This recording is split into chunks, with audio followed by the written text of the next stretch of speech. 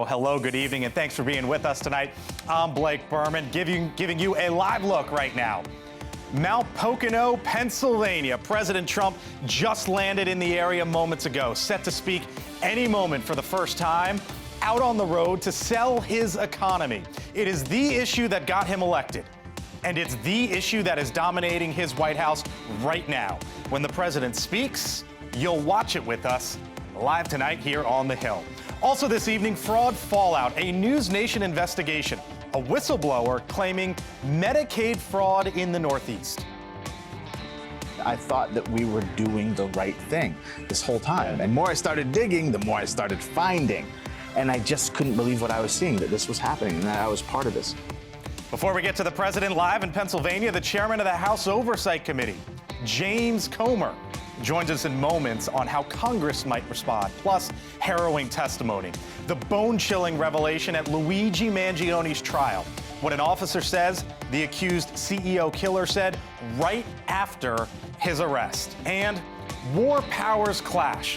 Why Pete Hegseth and Marco Rubio huddled behind closed doors with skeptical lawmakers about those continuing drug boat strikes. But first tonight, mere moments away from the presidential pitch. That is a live look, once again, Mount Pocono, Pennsylvania. President Trump trying to sell that he is the one who will, as he puts it, make America more affordable again. But 11 months into his presidency, can the president convince the American public the Trump economy and his one big beautiful bill are working? Democrats hailing decisive and overwhelming recent election victories, claiming it shows a president out of touch. And what you are watching tonight, and you'll watch it along with us, in part, is the fallout and the reaction from the White House, putting their best salesman, Donald Trump, out on the road to tout his policies. We begin live tonight in Northeast Pennsylvania. Our Kelly Meyer inside the room as the president is expected to be there any moment now. Hello, Kelly. Hey there, Blake. A lot of energy in this room. Feels more like a campaign rally than a presidential speech. You saw them just there put the seal on the podium, so the president is going to be next on stage, making his way here now. This is a room full of his supporters. It's a ticketed event, very secure here as well. These folks are excited to hear from the president. Many of the people we've been talking with in this area, in particular in Mount Pocono, Monroe County, say that it's been manageable. The cost of living and the cost at the grocery store, and they feel like President Trump has a handle on it. One told me today that he's the one that could make the change and make things better, he believes. But as we were talking with folks in my hometown just next door in Luzerne County in Wilkes-Barre, there were folks there saying that it's gotten worse under this president and they are nervous about the future. So he does have a message here to deliver, not really just to this room. This is a room full of people that already believe in his message, but to the greater area of northeastern Pennsylvania and to the country of how he's going to make things better, especially as we're getting closer, 2 weeks away from Christmas, getting those gifts under the tree. And really people here saying they are feeling the pinch. It'll be interesting to see if the president does really say that there is more work to be done, because we've heard that from the White House. We've heard that from White House officials, but we haven't really heard the president say it. He has said a little bit that, they're going to work to make things more affordable again, but he really isn't saying too much into that. Really kind of saying it's President Biden's fault, or that it's Republicans aren't focusing enough on what he's done in the last year to help make things better. So that will be interesting to see. I wanted to play a bit more from what we heard from folks today at a diner just nearby here, Blake. Take a listen to this. I think he's doing his very best with our economy. It's nothing that can be fixed overnight. And as long as both sides work together, I think we'll figure it out. I would rather hear how he plans on tackling it more. I know I hear a lot of people complain about the tariffs. I think it's the smartest thing that we could possibly do. And this is really his first stop on this affordability road trip, Blake. We do know that he's going to do more of this, but it's really just interesting to see that he's taking this on the road to make sure he sells this message to the American people, Blake. Back in our backyard tonight, Kelly Meyer, live in Northeast Pennsylvania for us. Kelly, thank you. Now to the latest on that NewsNation exclusive, shining a light on allegations of fraud in Maine.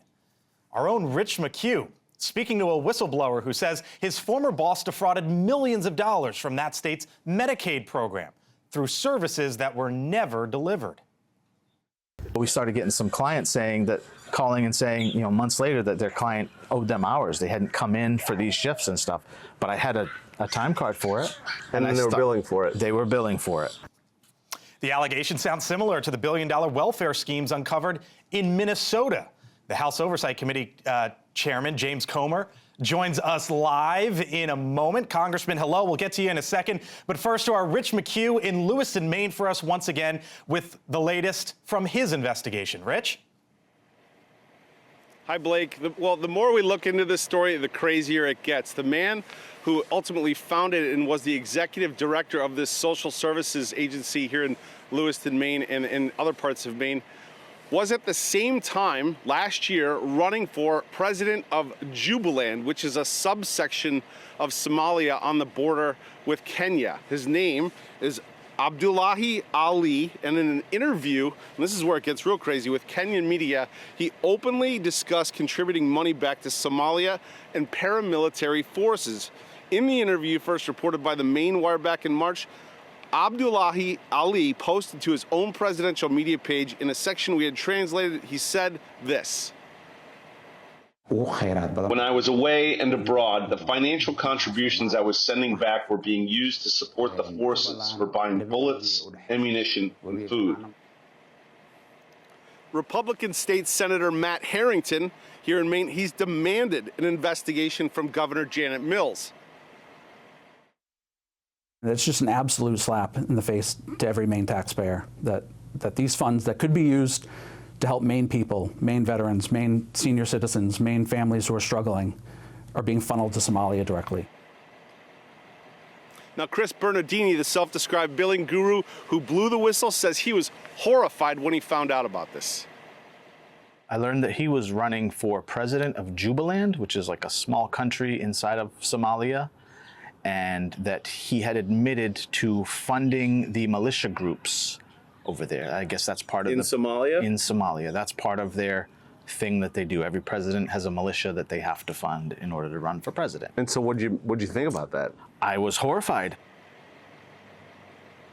Now, as you know, Blake, you saw yesterday, we tried to go to Gateway. They essentially slammed the door on us, said no comment. We tried to reach out to Governor Janet Mills repeatedly, no comment. The head of Health and Human Services won't respond, nor will the 3 Democratic Somalian-American members of the House of Representatives here in Maine. Nobody will speak to us. Blake? Rich McHugh, once again, snow on the ground there, Lewiston, Maine for us tonight. Rich, thank you. The House Oversight Committee speaking with whistleblowers with similar claims from across the country, including in Minnesota, where a fraud case continues to rock that state. The Republican chairman, Congressman James Comer, says the issues could be widespread. James Comer, Chairman, House Oversight Committee, Republican, Kentucky, back with us once again tonight here on the Hill. Congressman, Mr. Chairman, thanks for being with us. I wonder what you made of what you just heard there from Rich McHugh, and what might you want to learn? Well, first of all, I applaud NewsNation for doing some tremendous investigative reporting. That's what we need for our congressional investigation to be successful. We have to have a curious media. We have to have whistleblowers, and we have to have documents turned over. And we've got whistleblowers coming forward. We welcome more whistleblowers in more states to come forward and reach out to the House Oversight Committee. We will treat you with your confidentiality and sincerity. We want to get to the bottom of this. It does appear that this is a very organized scheme in multiple states with groups of Somalis. I would go out on a limb and say that I would say this is happening in other states with other social programs, with other groups. There's massive amounts of fraud in our social programs, whether they be SNAP, whether they be housing programs, whether it be Medicaid. And we don't have the funds in Washington to continue to throw money at these social programs and not provide any oversight. So hopefully now, with the whistleblowers that are coming forward in Minnesota, with the whistleblower that you've identified in Maine, hopefully now we can start putting the pieces together and first stop this fraud, and second, hold people accountable who allowed this to happen. So as you describe it, potentially an organized scheme in multiple states, and I hear you, Congressman, on speaking to people and wanting them to come forward. But at the end of the day, whether it be potentially in Minnesota, potentially in Maine, potentially in other states, what could Congress do here? We have to tighten the guardrails. One of the things that honestly Republicans have been saying, and that we've been getting hit with a lot of media outlets and a lot of Democrats, when we've been saying there's massive amounts of fraud in our healthcare system. There are massive amounts of fraud in Medicaid, in Medicare. And this isn't just fraud by people who are receiving these benefits who are ineligible. And if you're an illegal, you're ineligible to receive these benefits, but it's also by providers. Medical providers are using AI technology to overbill Medicare and Medicaid. That's a massive amount of fraud. You've got people who are receiving SNAP benefits who are ineligible. There are people in my home state of Kentucky receiving Medicaid who are ineligible to receive Medicaid. That's why we've asked for states to recertify people on Medicaid. We want people recertified to receive SNAP benefits. I mean, if you are receiving massive amounts of government welfare, the least you can do is take the time to reapply so the government can make sure that you still meet the criteria to receive these government benefits. All these government programs were created to be temporary safety net programs. And what's happened over time is they've morphed into massive amounts of entitlement programs. And we can't continue to throw money away at massive amounts of welfare benefits to people who are ineligible. Of course, when you talk about SNAP, there's a much bigger conversation and debate for another day. I hear you, though, on the whistleblowers. Thanks for joining us tonight. Congressman James Comer, you know how this goes. The leader of your party, the President of the United States, expected to speak any moment, so I got to leave it there. We'll talk again soon, Chairman. Thank you. Thanks for having me. Of course. All right, still to come here on the Hill on what is going to be a busy night. The president speaking any moment in Pennsylvania. He'll be making his case on the economy, his case on affordability. The second that happens, you're going to watch it live with us. Plus, tensions rising in the Caribbean. The president makes a bold prediction about the leader of Venezuela. Why, he says, Nicolas Maduro's days are numbered. Just some of what we're getting into tonight, we believe, moments away with the president on the other side. I'm Blake Burman. 4 minutes. Other side of the break. I'll see you then.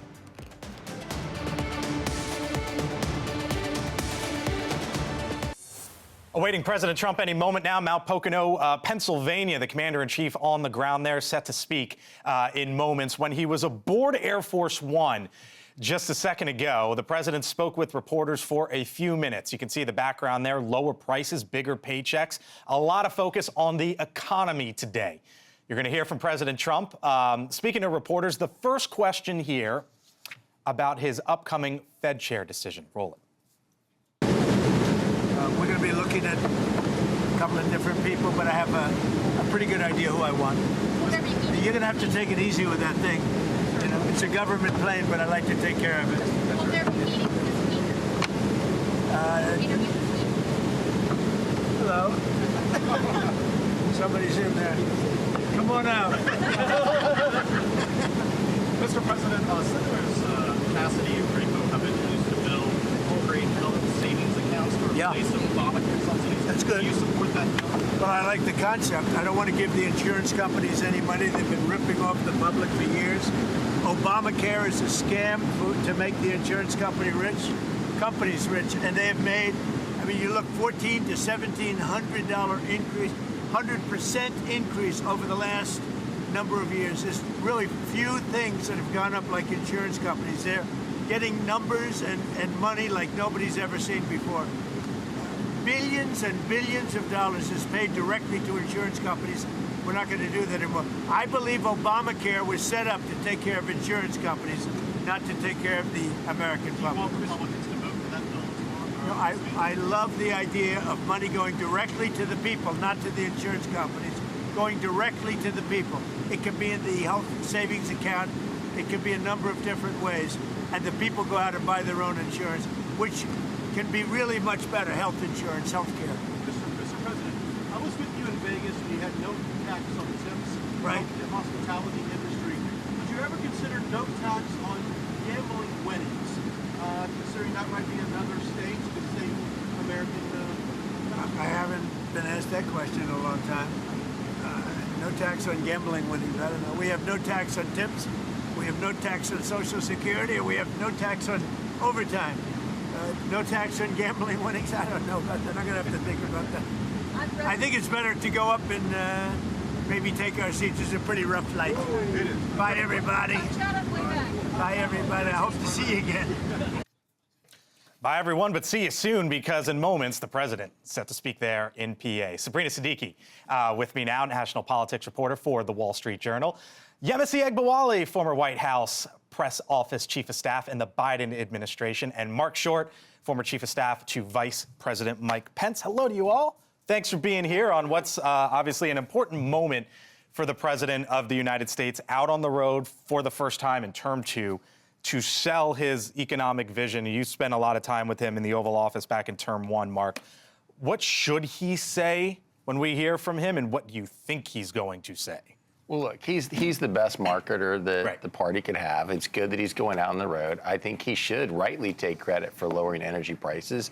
As you know, I have great concerns about his trade agenda, and I think that in many ways the failure of the trade agenda is exacerbated by the fact that if you said you could lower energy prices by 25%, and yet inflation is still going up, it shows the detrimental impact of the trade policy. But I know he's not going to shift on that, Blake. So I think he should talk about the tax relief that he's provided for Americans. He should talk about lower energy prices. But I know he's going to double down on his trade agenda too. He talked about Make America Affordable Again out on the campaign trail when he was a candidate. He dropped that phrase yesterday. Are we going to hear more of that? Again, I mean, obviously there's a division here, because I think people in the party want to be talking about affordability, but he doesn't, because I think he looks at it and says that spending was out of control of the Biden years, inflation was out of control, and it is lower. But I think that the trade agenda is still hurting a lot of Americans on the jobs front, and I think that you have an economy that, on the one hand, markets hitting all-time highs because of expectations of Fed cuts and expectations of more AI investment. Right. But for a lot of middle America, they're being hurt by the trade agenda. Yemisi, when you were in the White House, lower prices, bigger paychecks. I think you guys were basically making the same argument there in the past term, and now all you got to do is just flip the calendar a year, swap out the president, and it's kind of similar messaging, is it not? Yeah, I mean, maybe the font wasn't as big, but look, I think the economy is something that is really, really hard to market to everyday Americans, because you can say prices are dropping, you can say we've got 3% lower here, but what happens on paper doesn't matter to people when they walk into a grocery store or try to get gas. Now, of course, energy prices, gas is down in certain areas, but when you count up the utilities and the monthlies and it all comes together, the message from the American people is life is unaffordable. And the president can continue to push back to the previous administration, and Bessent can say Q1 and Q2. But look, the holidays are now. That's not a Q1 or Q2 thing. They're looking to buy gifts for their kids. They're looking to buy airplane tickets to see grandma and grandpa. And the everyday impacts of the economy are starting to get to folks. So I think it's great that he's going out there. The best messenger for his platform is himself. So it's good to see him out there now. Sabrina, when I look at lower prices, bigger paychecks, Make America Affordable Again, which he dropped yesterday, there's sort of twofold here, right? It's what the White House and the president is selling, but then you also have congressional Republicans, right, who have to deal with this. This district is not far away from PA 7, Ryan McKenzie. That is a toss-up district, and that I don't think is coincidental that Donald Trump is going to this spot, same media market, in Northeast Pennsylvania tonight. There's no question about it. You think about last year when it was President Biden and then Vice President Harris, since she replaced him at the top of the ticket, who had all the challenges of the incumbency and inflation having played a direct role in, why Democrats lost the White House and struggled, just broadly speaking, at the ballot box last November. Now it's President Trump and his party who are struggling with the challenges of the incumbency. And it's not just that there's a sense among Americans that this administration has not improved their costs of living. There's also a sense that some of their policies may have made things ostensibly worse, especially tariffs, which have been tied to, by economists, to some of the price increases we're seeing. So, I think it's also notable that President Trump has created some of these tariff carve-outs for certain groceries and other goods that are getting more expensive, that he announced his $12 billion aid package to farmers yesterday who have been affected by his tariffs and other economic conditions, because ultimately when Americans go to the polls, you can talk about any number of issues on any given day. It's always the economy. It's always the prices that they're seeing in the grocery store, gas prices that's driving their vote. And most notably, him being underwater on this issue is going to have a trickle-down effect on Republicans. So let me show you gas prices real quick. $2.95 a gallon. It hasn't been this low, Mark, excuse me, in several years, running a little bit lower than last month and last year. But then when I show you U.S. inflation rate by year, we've basically been hit over the head with an inflation hammer for 5 straight years. Inflation, Mark, at 3% right now. Can this White House overcome that?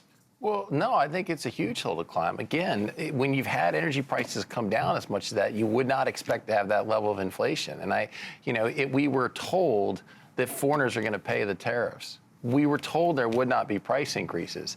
And so when you actually are giving bailouts to farmers to pay for the tariffs, something's a disconnect. If the foreigners are paying it, then why are you having to bail out the farmers? And if foreigners are paying it, then why do you need to have certain carve-outs on the tariff agenda to actually lower prices in certain areas like coffee and beans and groceries? And so, there's a disconnect in how this trade policy is playing out. I mean, I completely agree here. The farmer bailout is something that's a little head-scratching to a lot of Democrats. It makes sense that the president would take care of something that is a consistent base, American farmers. But also, you're giving them aid when really what they want is a competitive market. They want their day-to-day normalcy back. And so I think my biggest concern is for a lot of these congressional races. I mean, this is going to have the biggest impact. Trump will sail through this, of course. He's not running again. But a lot of Republicans are. What's the one thing Republicans want to hear out of him tonight? Well, I think they just want to have him stay focused on what his administration is actually doing to lower costs of living. It's actually been one of his strongest issues, the economy, in poll after poll. And now you have all these numbers showing that President Trump is underwater when it comes to how voters see his handling of the economy, and notably independence. There's quite a few polls showing that a majority of independents disapprove of his handling of the economy. Crucial block, of course, for Republicans going into next year's midterms. Sabrina, Yemisi, Mark, thanks so much. Appreciate it. Great to see you all as we await the president. Going to take a quick time out here. Other side of the break, we are live in Mount Pocono, Pennsylvania. Kelly Maya inside the room as we await the president.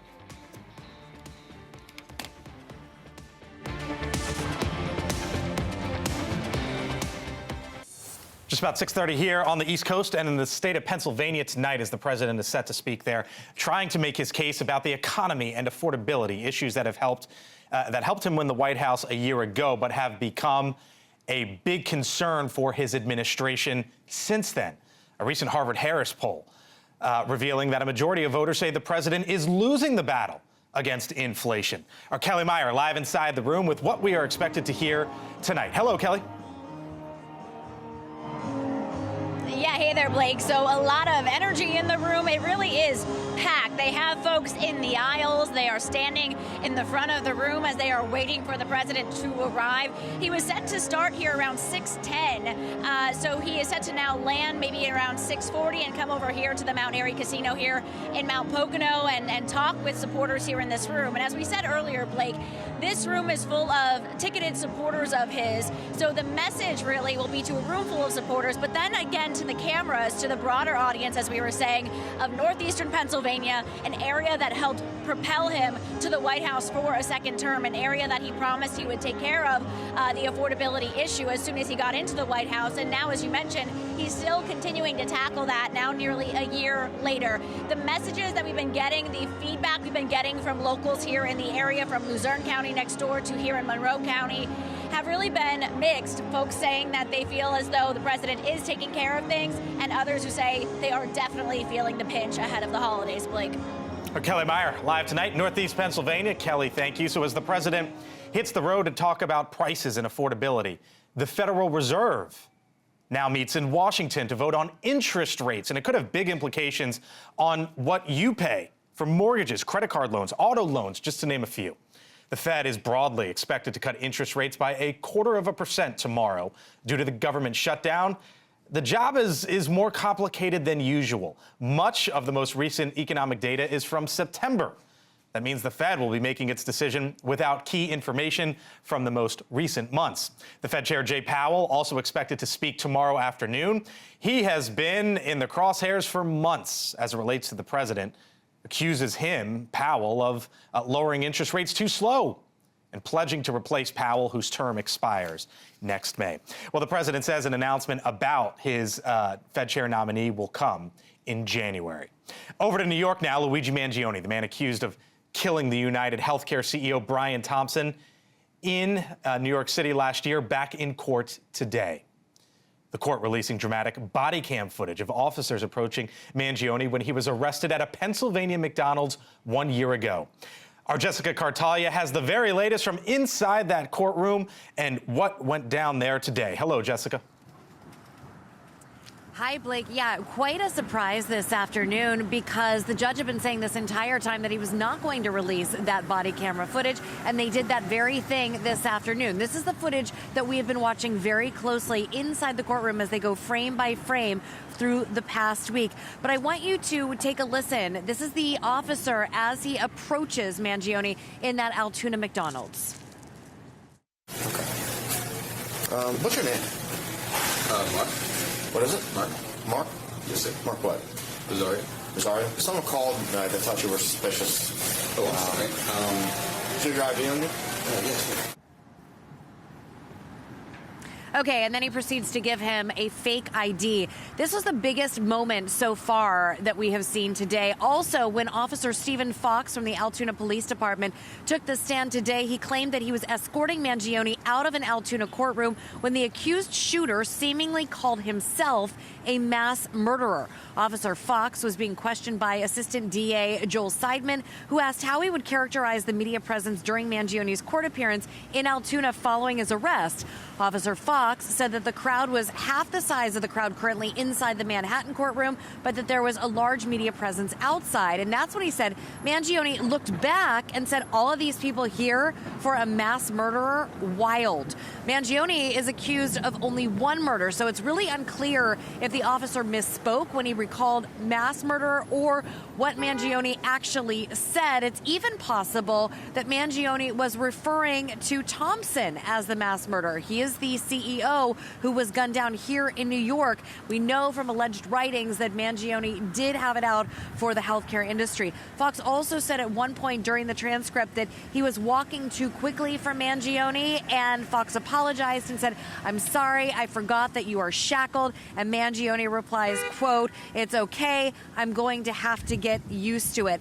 Overnight, even more video evidence was released, evidence was released, scraps of paper with an alleged escape plan. That included what you're looking at, a map of Pittsburgh, surrounding states, and a red-eye flight out of Philadelphia, as well as a to-do list, Blake, if you will. And on that to-do list, it had everything from, evade cameras for 3 hours and even shave eyebrows.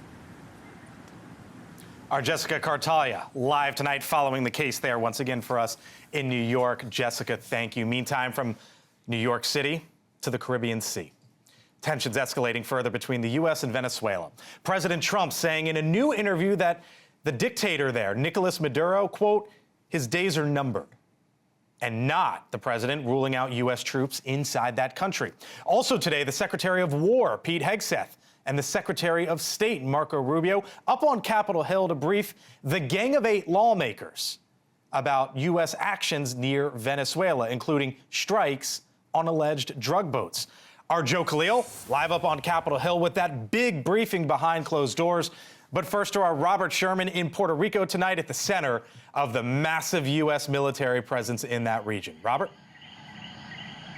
Hey there, Blake. Well, if you listen closely, you can actually hear the sound of jet engines behind us here at Roosevelt Roads. The F-35s, the C-17s, and the Ospreys as well. They've been active throughout the day. And if you head south to the other side of the island, well, that's where even more American firepower is on public display. You have a U.S. destroyer that is tied up in the harbor. You have seen armored vehicles being loaded up onto transport.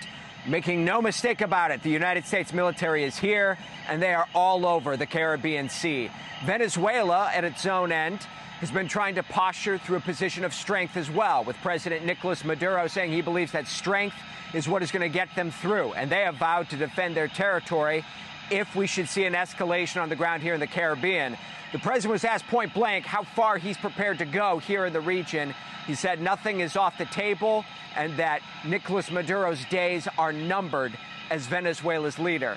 And when it comes to the boat strikes, no indication that those will be stopping anytime soon, although the administration is waving the flag of victory to an extent, saying there are much fewer boats going through the Caribbean at this hour.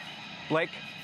Robert Sherman, live for us in Puerto Rico this evening. Robert, thank you. Now up to Capitol Hill. Our Joe Khalil, live for us on what went down behind closed doors today. Joe, this was the Secretary of War, the Secretary of State, and the key lawmakers up on Capitol Hill all in the room together.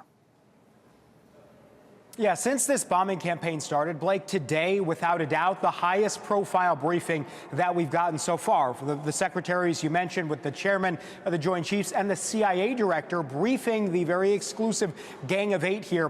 What we know is that right now, Democrats and Republicans are mostly split on the justification, the legality of these strikes, whether they are necessary or proper.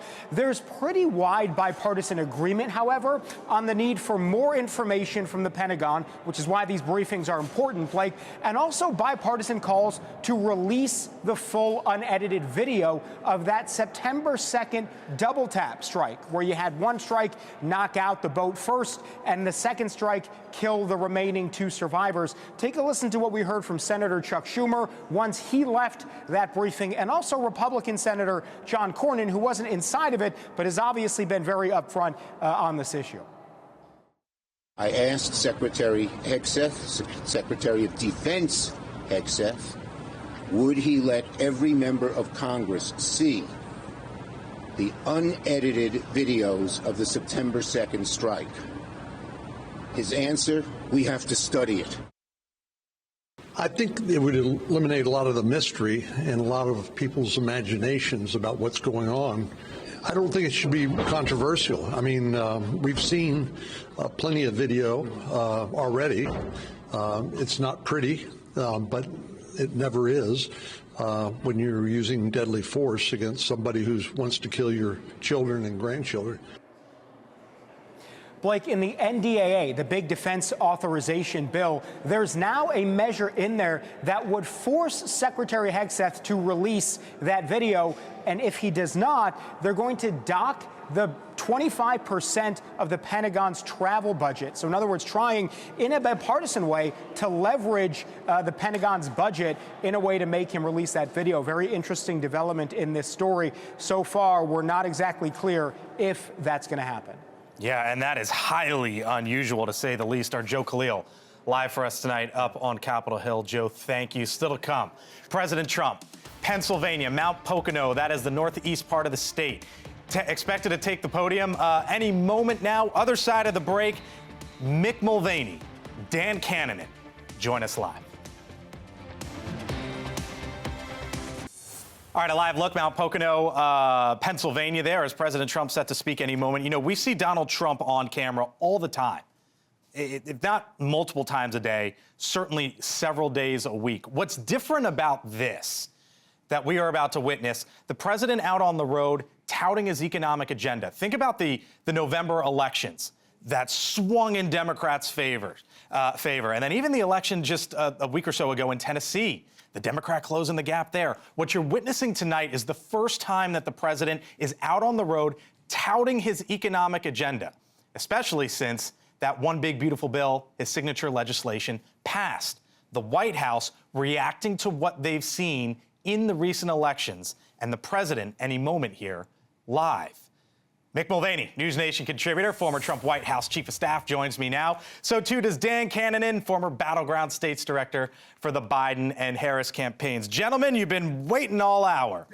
You know I appreciate you. Thanks for being with us tonight. I wanted to talk to you too because you know a thing or two about this stuff. Mick, lower prices, bigger paychecks is the message behind the president tonight. Is that what he should be saying? What would you tell him as his former chief of staff that he needs to say? Yeah, Blake, it's great to see you. Hey, Dan, it's not the first time that I've had to wait on the President of the United States, so believe me, it's nothing new.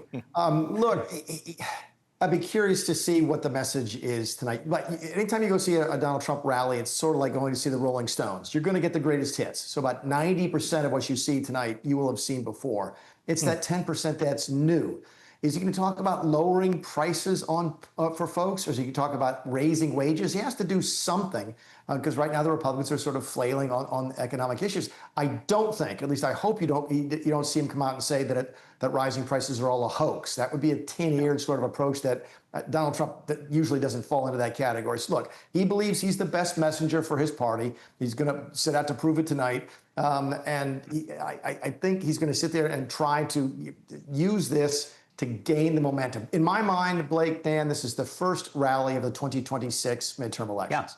Yeah, I agree. All right, Dan. So you think this? So you think this is not so much Mick and Dan about the White House per se as it is 2026? Well, I think it's a bit of both, right? Because 2026 is everything to Trump in terms of his political power. If he gets shellacked in the midterms, it's over. The agenda is over. It's going to be hard enough with the narrow majority they have. And Mick is right. He's got a huge problem on the economy. Gallup just last week was out with new polling, 36% approval, also 36% on the economy, 39% on trade, 30% on health care.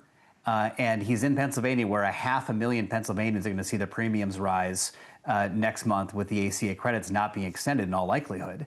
So he's got a huge issue there. The thing I would look for tonight, though, and we saw this all the time on the campaign trail, when Trump was really forced to stick to a script, what you get sometimes is a lethargic Trump. It's a little less animated because he's reading from the prompter in a way that constrains him on a message. And then eventually he would sort of stray from that and pepper in his stuff. And that's when he really comes through as the communicator that Mick describes. The challenge he's got is, can he sort of inject that energy without falling back into the stuff he's probably inclined to say? He probably does want to call it a hoax again. He's called it a hoax several times. I'm looking to see if he slips into that and how disciplined he is on this speech tonight. So to both of your points, here was Susie Wiles, who of course is one of your successors, Mick, the chief of staff currently for the president. Let me show you what she had to say, and then we'll pick it up. We're going to put him on the campaign trail, too. Typically, just a little bit of campaign speak, if I may. Yeah. Typically, in the midterms, it's not about who's sitting at the White House. It's you localize the election. Right. And you keep the federal officials out of it. We're actually going to turn that on its head. Good. And put him on the ballot, because so many of those low propensity voters are Trump voters. Mick, Susie Wiles there. You think this is just the beginning here for Trump? Yeah, and I think she's right. I think she has to do it. So many of the folks that are Trump voters are just Trump voters. And the Republicans need those folks to show up in the midterms. So yeah, Trump is going to be on the ballot. I'm glad to hear they're going to do that. My question would be this. Can he get as excited? Can he get as engaged when his name is not on the ballot? His name is his brand. It means everything to him. Can he really do it when he's someplace in the backwoods of Pennsylvania trying to help a candidate that he probably doesn't know very well? That will be interesting to watch. I think Susie Wiles is exactly right. Be curious to see what the follow-through looks like. Dan, how many doors did you knock on in Pennsylvania? 5 million. You personally, how many? About 120. Okay, all right. Does the thought of Trump getting back out on the road there as a Democrat worry you? Well, look, he does animate voters. Sporadic voters are part of the Trump coalition. He's done a very good job of that. But he also animates Democrats, Blake. In the midterms under Barack Obama, let me give you some numbers. Okay. 39 million and 35 million votes for Democrats in the two midterms under Barack Obama in those congressional races. Under Trump, 60 million Democrats voted in 2018 and 55 in 2022 when Trump was still kind of around in the zeitgeist. He animates everybody. It's already going to be a high turnout election. The challenge he has is it's not just about turning people out. He's got to keep that coalition he built. There was a multiracial shift of working class voters to Trump in 2024. And I've mentioned Passaic County, New Jersey is a good example of that. It's a lot like the Lehigh Valley in northeastern Pennsylvania, where Trump is tonight. Working class Latino voters who voted on cost. They've moved away from him really quickly because they've not delivered on cost. He's going to try to have to win them back. The problem is he's not campaigning against an incumbent. he is the incumbent, and that's a challenge for the Republicans tonight. Monroe County, where he is tonight in the 2024 election, 42,690 votes for Trump, 42,017 votes for Harris. It was separated by 673 votes out of some 84,000 plus. Mick Mulvaney, Dan Cannonen, appreciate it, gentlemen. We'll do it again soon. Thank you. Thanks, Our Blake. coverage, Thanks, Mick. of course, coverage continues here, other side of the break, here on The Hill. Stay with us.